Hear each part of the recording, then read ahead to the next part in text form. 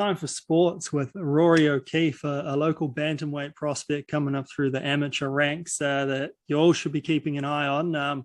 We'll talk to Rory about Rory a little bit later on, but first of all, Rory, we're going to start with a little bit of a recap of UFC Vegas 44, Font versus Aldo. Interesting main event, that one. A lot of people were excited about, striking versus striking.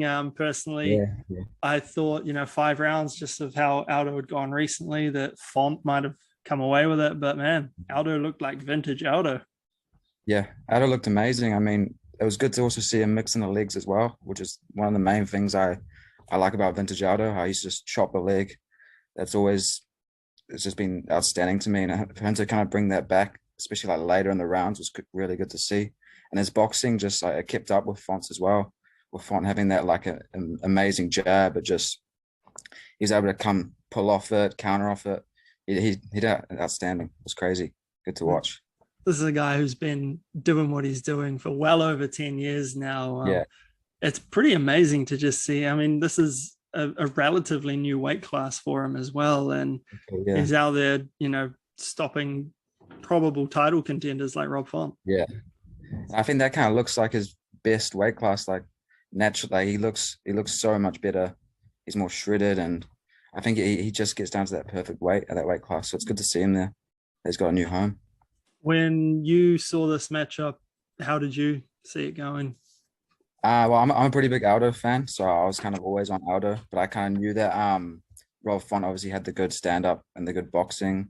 So I knew it was gonna be like a really close fight. So I was really hyped for the last couple months on this fight in this matchup. It was awesome to see. Pretty stacked division in the UFC, the bantamweight division. I mean, just in MMA, pretty much throughout the world, bantamweight is starting to look really impressive. I don't know if you saw the Bellator Grand Prix got announced. I mean, that's stacked. In terms of the UFC, you probably see Peter Yan and Aljamain Sterling fight again. What's next for Jose Aldo, do you think? I'd love to see him versus TJ, to be 100% honest with you. I think that's the matchup. Like, obviously, Aldo's a featherweight king, and TJ's got a big case for obviously the bantamweight king. Like, those two colliding for a #1 contender shot would be insane. Absolutely insane. So that's what I want to see. Absolutely makes sense. Co-main event, Brad Riddell and Rafael Fiziev. I keep calling him Rafael, but he's not a soft R, so I got to work that in every time. Yeah. Rafael Fiziev. I just call him Rafa. I just call him Rafa. It's easier. Much easier, yeah. I mean, that was another striker's delight. Brad got caught with a pretty spectacular spinning wheel kick late third round. What did you make of that one? Yeah, well, those two are actually like my top favorite lightweights. So when that fight got announced, I couldn't wait for it. Like that's one of my highlights of the year, just that fight getting announced. And I was just like, that's going to be like insane. And obviously, because they've got the ties at Tiger together, and they know each other, so they're pretty familiar with each other. It was going to be a good fight, and it was a crazy fight to watch. Unfortunately, obviously, I was rooting for Brad because he's from New Zealand, but he got caught. But I think he'll bounce back. Yeah, when you look at the lightweight division, it's pretty loaded. I mean, those guys were 12 and 14 in the rankings, so you don't really lose too much by losing that fight. Maybe drop a couple of spots. There have been a couple of names thrown out on Twitter for Rafael Fiziev to fight next. I mean, beating Brad, it's kind of puts him in a kind of a weird spot where you could see him fight someone like Rafael dos Anjos next, maybe even like a Tony Ferguson type, but he could also fight, like a Arman Sarukian. Like, I like to see Arman. Arman that'd be fight. A cool fight. Yeah, that'd be definitely a cool fight. I don't know if I'd give him someone in the top 10 just yet. I'll probably give him one more fight and then put him in the top 10 against a contender. But I sign me up for Arman. That'd be awesome. Yeah. When you look at the lightweight division, just what do you particularly like about it? Is there anyone in there that you'll particularly tune in to watch every fight? Well, to be honest, all of them. Like, I'm watching the UFC from the start of the card to the finish of the card. Like, that's all we do on a Sunday here. So, yeah, literally all of them. They're all exciting. It's probably that and probably the bantamweight is obviously the most on fire division. So, yeah. It's a Yeah, great division. you sound like me. I've just got the UFC on start to finish on a Sunday. Yeah, I don't know how much my wife enjoys that, but yeah. hey, it's all part of the I job. don't even go, yeah, I don't even go outside on a Sunday, so I'm staying with you on that. Yeah. When you look at the rest of the card, we do only have like a short interview space here, so we will kind of Yeah. just whiz through this part of it. Were there any performances that stood out to you that you particularly Um, thought were like, oh shit, that just happened? yeah, Clay Guida was one of them. He got like rocked, and then he somehow was able to scramble up on I think it was a single leg or something, and ended up rear nakeding him, I think. Yeah, And I think the other guy was a massive black belt, like a real high yeah. I black belt. think former world champion. Yeah, so like that was crazy. It just kind of shows the when you gas yourself out, everything changes, you know. And also the flyweight, I don't know how to say his name properly. The Portuguese Manuel Cop. Manel Carp or Yeah, Cape yeah, yeah, Carp. Pretty sure yeah, it's yeah. Carp. Cup. Yeah, he was insane. I always love watching him because he's so explosive, so quick, and at any moment he can just finish you. So he's always exciting to watch. Yeah. And fight of the night for you? Um, yeah, probably the main event, to be honest. Just Yeah, out of performance, I think that was just crazy. I was a little bit surprised when I saw the post-fight bonuses come through, and Vlismas and Mallory Martin got fight of the night. Like, no Yeah, yeah, disrespect to Cheyenne Vlismas, she put on a amazing performance, but yeah, it was a pretty one-sided fight, like 30-27. exactly. I mean, Yeah, yeah. If anything, she could have got a performance bonus, but yeah, there were some pretty crazy knockouts pretty on good. that one. Yeah, pretty good fights as well. Yeah. So, in terms of matchmaking, if you go back to that lightweight fight, who do you want to see Brad Riddell fight next? What do you think should be next for Brad Riddell? I'm trying to think on the top of my head who's in like the back of the top 15. I think. You got like I Greg think Gillespie at 10, yeah, Diego yeah. Ferreira at 11. I think Greg Gillespie like rebook that matchup and give that a go. I think that's definitely a good fight as well. See how Brad can do against his wrestling. Yeah, I agree. That's the fight I want to see. I was excited for that one when it got booked. Just like you say, just see how Brad does against that high level wrestling, because we know he's an impressive striker, and Yeah, if he can match Gregor or for pace, or just be able to see him off, I mean that pretty much shows you everything you need to know that he's yeah, a title contender. yeah, exactly. And yeah, I think a couple more wins and he's going to be up there. I've got no doubt in Brad at all. Yeah. Yeah. Now onto yourself. You'll be fighting Sweet. at XFC in a couple of weeks' time down in Dunedin. We like to do this little local spotlight on up and comers like yourself. So floor is yours. Just tell us a little bit about yourself. And first, just say, I guess, your weight class, where you're fighting next, and we'll take it from there.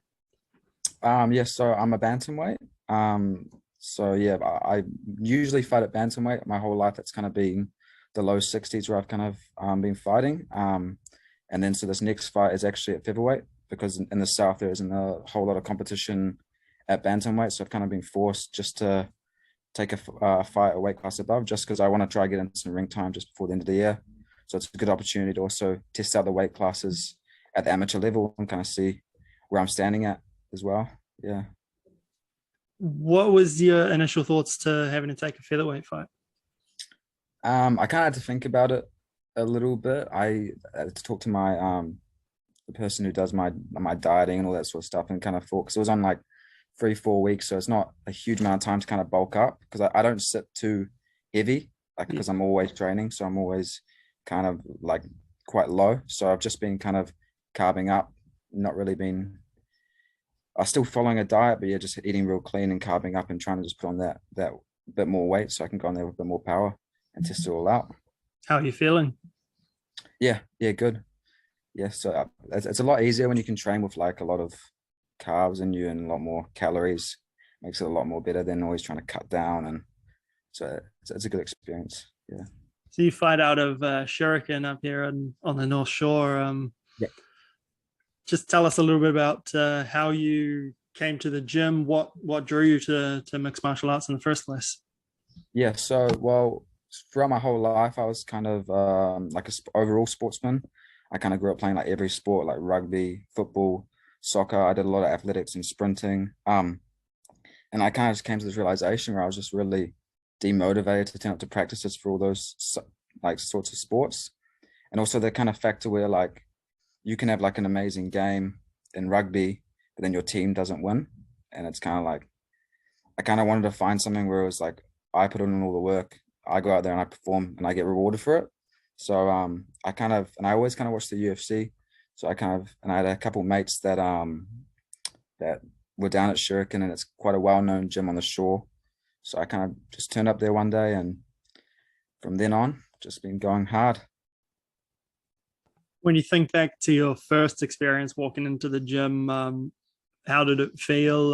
What were your initial reactions? And I guess that first training session, how was the body afterwards? Yeah, it was crazy just to walk in and kind of see like a cage and a ring and the mats. It's kind of like, whoa, like it's like such unfamiliar territory. And then yeah, I did think it was just like a boxing session I first did.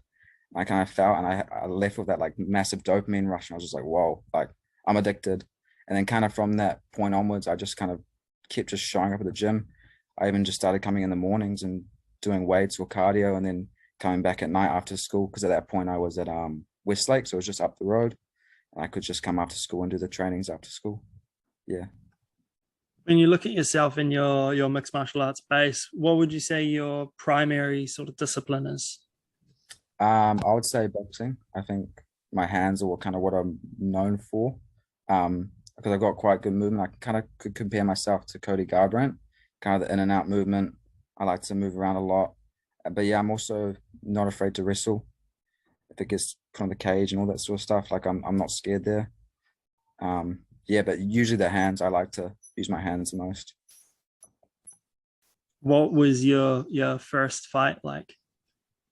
Yeah, this is actually a crazy story. So I actually kind of got thrown under the bus. I was training for about 8 months, and I kind of got this opportunity with the whole Shuriken team to go over to Melbourne and compete under this like Wacko tournament. I think it was at the Arnold Classic, I think 2018 or 2019. And I kind of just got there, and then like it was my first fight. And because the guy I was fighting had about 3 fights, they decided to put it up for a title. And it was just like, I was like, holy crap, my first fight is for a Wacko Oceania title. And I was just like, shit, like, all right. And I kind of went in there and I got pretty dominated, and then just came out of it. And I was just like, crap, like that was an unreal experience. But then I kind of just built off it, came back to New Zealand, got a fight straight away, kept training, got my head down. And then from then I've just been grinding. Yeah. You've obviously had some experience on the Shuriken Fight Series, and of course at the Combat Sports Expo not all that long ago, you picked up a title yourself. Yeah. When you look back over the last 4 years or so, when you think to that fighter who first walked in the gym, how different are you now?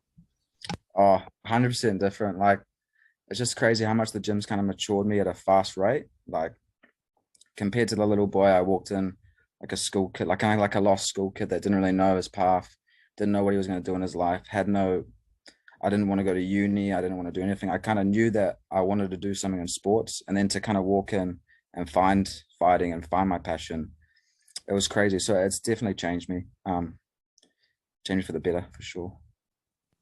Quite interesting. Like a lot of people have a sort of similar story about their first encounter with fighting and falling in love with it. And I guess the discipline that it brings to your life, was that sort of the same for you? Yeah, 100%. Because it kind of meant that, when you're like a 17-year-old, you can't go out drinking and partying with all your friends. And that's kind of like the era where it's like, that's all you really do on the weekends. It'd be a party on a Friday night, a Saturday night. But then if you've got a fight coming up, like I like to get in the mind zone of just like, nah, like no mucking around. Like you're going in there to fight. So you better come like 100% ready. For this So this fight in comes, Dunedin in a couple of weeks' time, do you know much about your opponent? Who are you fighting, and what do you expect?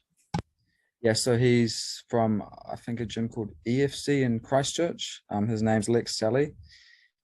He's I think he's like a pretty heavy hitting featherweight. He's quite small, quite stocky, but comes forward and just throws bombs. So it's going to be pretty exciting to fight someone who's going to kind of come to me. So it's going to be exciting to kind of try to draw him out and try to look for the finish. You usually a bantamweight, and the bantamweight title is on the line the same night. What are you, as a fighter, excited about watching that? Is it just about seeing what level the pro bantamweights are in the country, or things you can learn from them? Yeah, 100%. Like even if we're not fighting on an XFC, like I'm always watching the XFCs. I'm always watching the local talent to kind of see what the future holds. And that matchup's a crazy matchup actually at XFC. Aaron Tao and Nick Thornton. So it's gonna be good to watch after my fight. Be able to relax and sit down and watch it. It's gonna be cool. And I understand you're looking at going to the IMMAF World Champs next year. Is that the case? Yeah. So I was just selected for that a couple of weeks ago. So I'm gonna go there in January. I think it's January 24th. So kind of after this fight, it's gonna be a quick turnaround, get straight back into camp and grind the whole way through Christmas and try to bring back New Zealand a world title. That's a pretty tight turnaround coming from, having this fight, and then Christmas is only a few weeks away. Everyone likes to indulge at Christmas. It's going to be a little bit tough, right? Yeah, 100%, especially because like at the bantamweight limit, you have to, if you like, because it's over the course of the days, you have to get down really low because you have to fight at that 61.2 weight every day. So there's no like water cutting or anything. I kind of got to really dial it in over Christmas and be a good boy. With the IMF, obviously we have Michelle Montague, world champion last time around. What do you just make of that whole setup for amateurs like yourself, trying to improve their skill before hitting the pro game?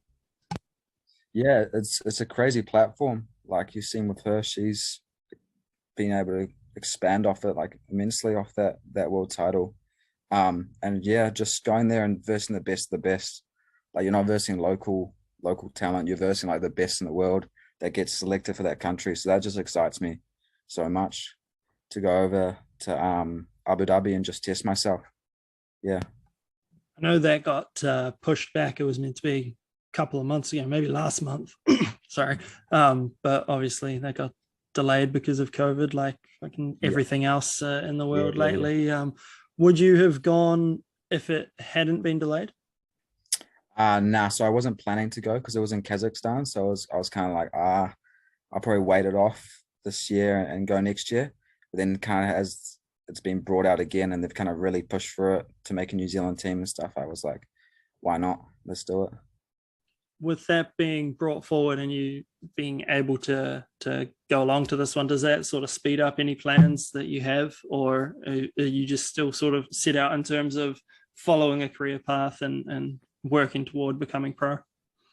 Yeah, just continue working towards becoming pro. Just keep taking the fights. My kind of amateur goals is kind of to take all the New Zealand titles and all the Australian ones. So I'm hoping that I can go across the ditch next year and fight for like the XFC title and all that sort of stuff. So I'm really looking forward to kind of going to Worlds and coming back and reassessing and seeing what kind of my options are in the oceanic scene. Yeah. When you think about going pro, do you sort of have a timeline on that, or is it just a matter of, see how things go at amateur and if things go well, then cross that bridge when you get to it? Yeah, I kind of got a timeline, kind of like for like 2 years is kind of my goal. For like another 2 years at amateurs, kind of get the experience in, because I feel like that's what a lot of amateurs don't do. They don't get their experience in as an amateur, and that's kind of where like you learn about your whole body. You learn about what weight class you should be fighting at, what you should be eating during camp. So I kind of want to make sure I'm like pinpoint ready by the time I go pro, so I can go full steam ahead and get to the UFC as fast as possible.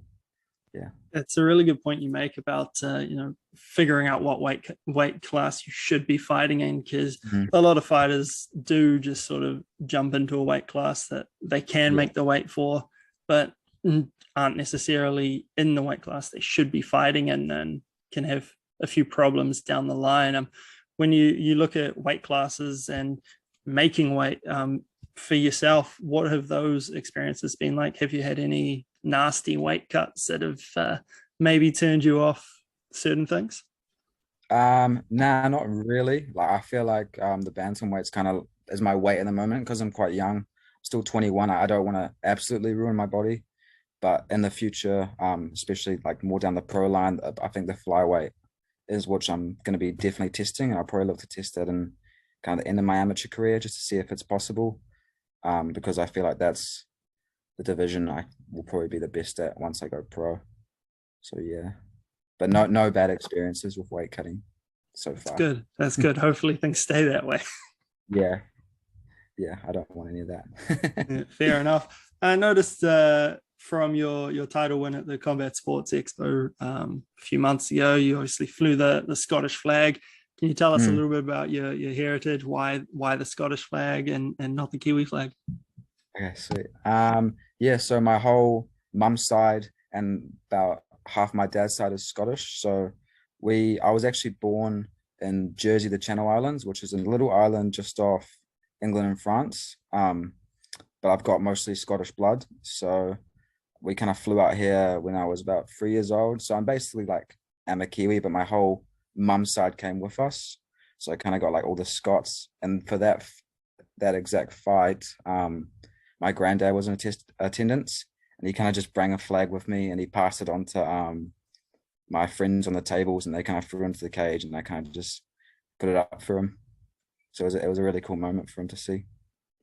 Hey, Jersey, you don't hear of too many people from Jersey. Nah, never. Nice Pretty little unique. island. Yeah. With like you say, your grandfather was in attendance for that title fight. Families can react certain ways to their kids getting into the fight scene. How has the support network been for you? Yeah, pretty good. Because I've had about 12, 13 kind of fights overall now, and it's kind of given them a chance to settle into it by the time I've kind of turned to MMA. So they're not as scared of it as they were. But definitely as I started off, they were really frightened by it all. But it's kind of settled in now. So yeah, they love it. They're all behind it. Especially my auntie, she's like hugely into it. She's watching the UFC every Sunday as well. So it's good to kind of get my family into the sport as well. Yeah. Just for yourself, like you said, you joined Shuriken, not really knowing what you wanted to do with yourself. A lot of people find fight sports that way. If there's anyone sort of thinking about stepping into a gym, like finding themselves in the same position and looking for something, would you have any advice for them, or what would you say? Yeah, just try it out. Like, there's no harm in just coming down and trying a session and just seeing how it goes. You don't have to fully commit yourself. You don't have to like write on a contract straight away. Just come down and try it out. Um, yeah, and you might like it, you might hate it, but at least you kind of gave it a go. So yeah, that'd be my advice. Just try it out. And just finally, going back to your step up to featherweight for this next fight, is there anything that you particularly want to try out or particularly see from how your body reacts to moving up to the weight class and fighting a guy who's probably a heavier hitter than some of the others you've fought so far? Yeah, it would just be good kind of to test my power and see where I kind of am at with those kind of bigger guys. And also maybe a bit of like the wrestling as well. Kind of see where my strength is at as well. It's just gonna be like a good test to see where my body is physically at the moment and at my age. So yeah, I'm excited. Sweet, man. Well, that's probably all the time I need to take off your hands today. Thank you very much for your time. And yeah, Okay. everyone down in Dunedin, get along to the Edgar Centre in a couple of weeks' time and see Rory throw down. 3 days. Thank you, bro. Appreciate it.